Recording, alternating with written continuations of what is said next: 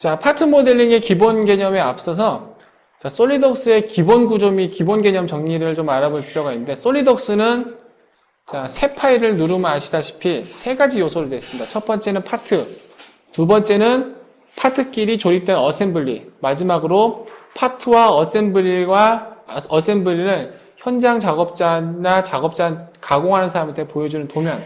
뭐 제가 학교 다닐 때 어떤 교수님은 도면은 설계자와 그 다음에 현장 작업 간의 의사소통 수단이다 라고 간단하게 정의를 해주셨는데 이렇게 세 가지로 되어 있습니다. 그래서 솔리드웍스는 가장 기본적으로 이 세 개의 요소가 서로 링크가 되어 있습니다. 연관이 되어 있어요. 그 얘기는 무슨 얘기냐? 파트를 수정하면 조립품과 도면이 변경되고 그 다음에 조립품을 수정하면은 파트와 도면이 변경되며 도면을 수정하면은 조립품과 파트가 이렇게 변경이 된다. 솔리드웍스를 기초적으로 배우신 분은 잠깐 그렇지는 않은데? 라고 생각하실 거예요. 왜냐? 조립품에서 파트를 변경하는 방법이 없고 도면에서 파트를 변경하는 방법이 없거든요. 기초로 배우게 되면. 하지만 이 방법도 도면의 치수 링크와 그 다음에 탑다운 어셈블리 기법을 적용하면은 이렇게 완벽하게 그 세 가지 요소가 서로 이렇게 연관이 되어 있다는 걸 아실 수 있을 거예요. 일단은 요거는 뭐 더 뒤로 가게 되고요. 자, 오늘 우리가 배웠듯이 자, 오늘 우리가 어떻게 처음 한 게 뭐예요? 파트였었죠? 파트를 배웠었습니다. 이렇게. 자, 이 파트는 기본적으로 세 가지 요소로 되어 있습니다. 첫 번째로 자, 세 가지의 타입의 자, 피처로 이루어져 있는데 첫 번째 스케치 피처. 스케치 피처는 방금 우리가 했었던 자, 스케치로 프로파일을 그려서 만들었었던 돌출이나 돌출 컷을 스케치 피처라고 부르고요. 두 번째는 배치 피처. 배치 피처는 뭐냐? 스케치가 없어도 작성할 수 있는 피처입니다. 방금 우리 했었죠? 못 따기 하고 못 깎기 했었죠? 그거는 어떻게 해요? 스케치 안 하고 그냥 했었죠? 그렇죠? 그것을 배치 피처라고 부릅니다. 그리고 아마 내일이나 아니 두 번째 날이나 세 번째 날을 배우게 될 텐데 작업 피처라는 게 있습니다. 뭐냐? 우리는 여태까지 스케치를 작성할 때 반드시 정면, 우측면, 평면이든지 아니면은 이미 작성된 솔리드 면을 선택해서 작성을 했잖아요. 그렇지 않고 가끔 가다가 허공에다 스케치를 해야 될 때가 있어요. 그 다음에 허공에다가 원점이나 축을 설정해야 될 때가 있는데 그것을 만드는 명령을 바로 작업 피처라고 부릅니다. 그리고 파트에 보면 옆에 파라미터라고 이렇게 붙어 있죠. 솔리드웍스에서 수식이라고 부르는 건데 이게 뭐냐면은 우리가 파트 모델링을 할 때 기입하는 모든 숫자 있잖아요. 우리 여태까지 뭐 스케치에다가 치수 넣고 돌출할 때 높이 줬잖아요. 그 숫자들이 어떻게 되는지 모르는데요. 솔리드웍스나 3D CAD들은 전부 다 하나의 변수로 작용을 하게 됩니다. 그래서 이 변수로 솔리드웍스 파트 모델링에 변수로 남아있어요. 제가 쓸데없는 스케치 치수는 절대 넣지 말라는 한 이유가 이 파라미터입니다. 딱 제어해야 될 파라미터만 존재해야 되는데 막 이거 넣고 저거 넣고 요거 넣다 보면은 파라미터가 너무 많이 쌓여가지고 나중에 제어가 힘들어져요. 자, 일단 뭐 요 두 개는 작업이 끝난 것 같고 설명이 끝난 것 같고 자, 이 스케치 피처는 아까 말씀드렸다시피 프로파일로 이루어진다고 말씀드렸죠. 폐곡선 영역. 이 폐곡선 영역을 만들 수 있는 방법은 2D 스케치와 3D 스케치가 있게 되는데 자, 3D 스케치는 나중에 여러분들이 중급 수업을 저한테 받으시면은 아마 그 용적 구조물, 형광 배치를 할 때 아마 이거를 배울 수 있을 겁니다. 그 다음에 자, 2D 스케치. 자, 2D 스케치를 배우게 되는데 자, 2D 스케치는 우리 했었죠? 완전 정의를 기반으로 둬야 됩니다. 그렇죠? 자, 완전 정의라는 것은 뭐냐? 원점을 기준으로 각각의 모든 스케치 요소들이 위치나 크기가 완전 정립된 상태를 완전 정의라고 부른다고 했습니다. 그러면은 자, 이 2D 스케치는 자, 2D 스케치를 작성할 수 있는 자, 평면으로 해서 이루어지게 되고 이 2D 스케치는 스케치 요소와 구속 조건과 그리고 치수 요 세 가지 요건을 이 세 가지 요건을 작성을 해가지고 완전 정의에 이를 수가 있습니다. 자, 요것을 제가 뭐 오늘 예제를 해서 하셔서 아시겠지만은 자, 스케치 요소, 선, 사각형, 동그라미, 그렇죠? 그 다음에 구속 조건 아까 줬죠? 수직, 수평, 그 다음에 동일, 그 다음에 뭐 여러 가지 했었죠? 앞으로 더 배우겠지만 평행, 동등, 그쵸? 동일. 동일이라는 것을 제가 다른 거하고 헷갈려가지고 그 다음에 치수. 저렇게 세 가지로 이루어지게 됩니다. 궁금하신가요? 말씀하세요. 아직까지는 스케치하고 네. 피치하고 네. 넘어가는 수준을 잘 모르겠어요. 그쵸. 보셔서 아시겠지만은 스케치는 스케치 피처를 작성하기 위한 프로파일을 얻어내는 과정 중에 하나예요.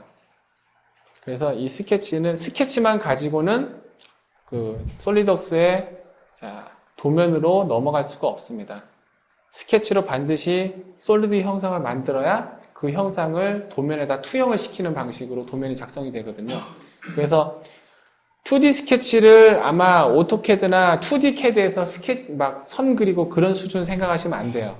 솔리드웍스가 도면으로 나타내 줄 수 있는 것은 2D 스케치로 프로파일을 만들고 그 프로파일 기반으로 작성된 스케치 피처의 형상이 나타나잖아요. 아까 돌출했어도 사각 박스가 나타났잖아요. 그 형상을 정면도, 우측면도, 평면도로 봤을 때 그것들을 도면 2차원 그 종이에다가 빵, 도장 찍듯이 빵, 빵, 빵 투영하는 그것을 바로 도면으로 나타나게 되는 형식이 되게 되죠. 근데 아직은 감이 안 오시죠? 그래서 제일 좋은 건 뭐냐? 막 해봐야 돼요. 미친 듯이. 제가 아까 그랬죠? 외우고도 그릴 정도는 해보면은 설명이 필요 없습니다. 몸이 느끼게 돼요. 아, 스케치. 아, 피처. 그쵸? 그래서 제가 원래는 책의 맨 앞에 있는 걸 지금 설명드린 이유가 어쨌든 경험을 좀 해봐야 좀 말이 통할 거 아니에요. 아까 아까 우리 완전정의 중요한 걸 얘기했는데 그거 경험도 안 된 상태에서 제가 떠들어봤자 무슨 의미가 있겠습니까? 그렇죠? 그래서 아마 다른 분들은 다 대답을 안 하시는데 다들 같은 심정일 겁니다. 처음이니까 다들 어렵고 힘드시겠지만은 저는 그래요. 좀 저한테 어떻게 배우시는 분들이라도 그냥 시간 낭비하지 않고 좀 의미 있는 시간으로 확실하게 이해하고 넘어갈 수 있는 수준이 됐으면 좋겠어요. 일단 뭐 스케치 명령어나 피처 명령어는 그렇다 치고 다음으로 넘어갈게요. 자, 파라메트릭 모델링의 개념과 순서라고 되어 있는데 44페이지에 자, 파라메트릭 모델링이란 파라메트릭? 이 무슨 소리인지 모르시겠죠? 당장 파라메트릭이란 용어를 들어보신 분도 있을 겁니다. 근데 파라메트릭이 뭐야? 자, 파라메트릭이란 것은 제가 아까 개념도를 보여드려서 아시겠지만은 파트를 작성할 때 자, 그때 작성하는 하나라도 뭐 치수를 주든지 모든 숫자를 넣으면은 그 숫자가 변수가 돼서 파라미터라고 들어간다고 그랬죠. 그래서 이 파라미터를 변수 단계에서 가지고 있어가지고 그 파라미터를 이용해서 모델링을 하는 방식을 뜻합니다. 그래서 이 파라메트릭은 제가 아까 누차 얘기했었죠. 설계 의도. 설계자가 가지고 있는 설계 의도에 의해서 구현이 되는 것을 파라메트릭 모델링이라고 해요. 그래서 이거 하나로만 될 수 없고 스케치 형상에서 스케치 완전 구속을 이용해서 구현하는 것들인데 자, 파라메트릭 모델링에서 설계 의도는 자, 설계자의 사전 계획입니다. 여기 나와 있는 게대로 설계 의도란 자, 모델링을 완성한 후에 설계 수정에 따른 모델링의 변경된 형상을 결정하는 설계자의 사전 계획. 그러니까 아까 우리가 자, 이런 예제를 제가 잠깐 보여드렸다시피 설계자의 사전 계획, 이 구멍이 요 끝에서 15mm 정도 떨어져야 된다라는 사전 계획을 설계를 어느 정도 하신 분들은 이런 법칙성을 가지고 도면을 그리십니다. 이것을 바로 설계자의 사전 계획이라고 하는데 이런 설계자의 사전 계획을 솔리드웍스가 프로그램적으로 설계 의도를 모델링에 포함시킨 것을 의미해요. 그래서 모델링에서 구현할 수 있는 방법 우리가 아까 했었죠? 구속 조건을 뭐 동등이라든지 그죠? 아니면은 뭐 수직 수평을 해가지고 서로 요소끼리 맞춘다든지 그래서 할 수 있습니다. 그래서 자 아까는 간단하게 스케치 요소를 했었지만은 자, 설계 의도를 이제 우리가 솔리드웍스에 부합시키기 위해서 반드시 알아야 되는 것이 첫 번째는 자, 기본 템플릿. 이거는 우리가 진행하지 않고 그냥 넘어갔어요. 왜냐? 아무것도 모르는 상태에서 하면 뭘 해주면 하거든요. 그래서 기본 템플릿이라는 것은 어차피 우리가 설계를 하는 것은 규격이나 아니면은 그 회사의 뭐랄까, 도면 속성에 의해서 정해지는 게 있기 때문에, 자, 규격이라든지 아니면 내가 지금 그리는 이 부품이 어느 회사에 납품하고 재질은 어떻게 되며 무게는 어떻게 되고 그 다음에 뭐 어떤 파트에 들어가고 누가 설계했고 이런 도면 정보들이 있잖아요. 그것을 여태까지는 2D CAD에서는 그냥 도면 표준안에 여러분이 썼었죠. 그것을 모델링이 직접 속성으로 갖고 있게 됩니다. 그리고 도면은 모델링이 갖고 있는 속성을 링크시켜서 나타내는 수준에 머무르게 될 거예요. 그러기 위해서 기본 템플릿이 중요합니다. 이것은 나중에 도면을 할 때 확실하게 하게 될 겁니다. 자, 두 번째로 우리가 알아야 될 것이 스케치 평면. 뭐냐? 아까 했었죠? 그 첫 번째 평면을 선택할 때 정면도 평면도 우측면도 우리가 잘 선택해서 선택해야 된다. 그것이 바로 여기 있는 스케치 평면을 의미합니다. 그리고 자, 아까 제가 여러분들을 혹사시켰던 주요 범인 중에 하나. 스케치 구속 조건. 그리고 치수. 그 다음에 아까 제가 그 모델링을 할 때 집어넣은 모든 숫자들은 매개 변수가 된다고 했었던 수식. 그리고 모든 3D CAD 설계 엔지니어들이 이거 안 되면 신경질적으로 반응한다고 했었던 스케치 완전 정의.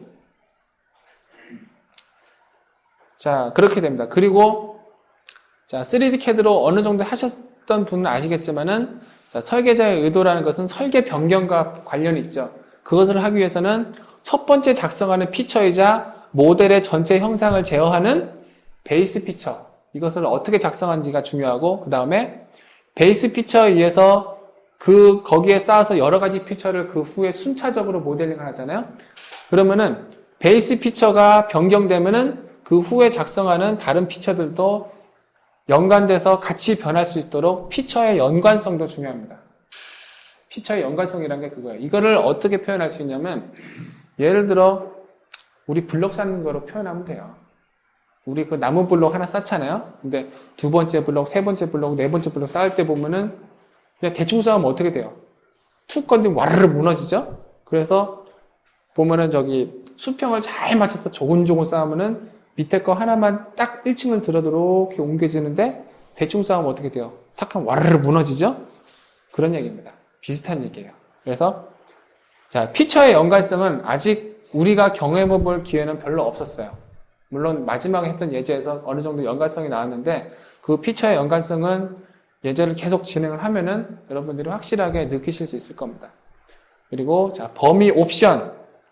아까 우리 했었죠? 다음까지. 그죠? 아니면 전체 관통이라든지 해가지고 피처가 생성되는 범위를 의미합니다. 여기에 따라서 전체적인 자, 설계 연관성이 관계를 갖게 돼요. 그리고 자, 피처 순서. 피처 순서는 뭐냐? 아까 제가 그랬죠? 가장 큰 형상부터 그려라.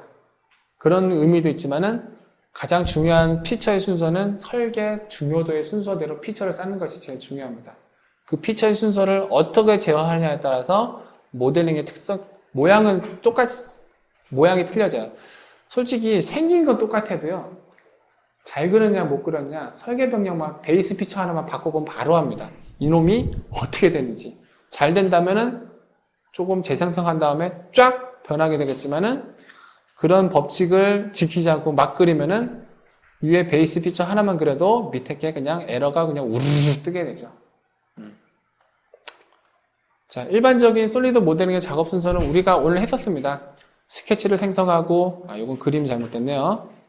그 다음에 대략적인 형상 그리고, 그 다음에 스케치 구속 조건 부여하고, 그 다음에 치수 부여하고. 자, 요거는 제가 아까 설명드렸지만은 구속 조건을 먼저 부여하든 치수를 먼저 부여하든 상관없습니다. 뭐 치수를 작성하다가 구속 조건 넣어도 되고 구속 조건 작성하다가 치수 넣어도 됩니다. 그리고 베이스 피처를 작성하고 후속 피처를 작성하고 자, 여러분들이 진짜 궁극적으로 원하는 자, 해석을 수행한 다음에 설계 의도에 따라 모델링을 수정하는 것까지 여기까지 된다면은 여기까지 할 수 있다면 여러분들은 완벽하게 솔리드 모델링, 그러니까 솔리드웍스의 파트 모델링을 완벽하게 할 수 있다고 보면 되겠습니다.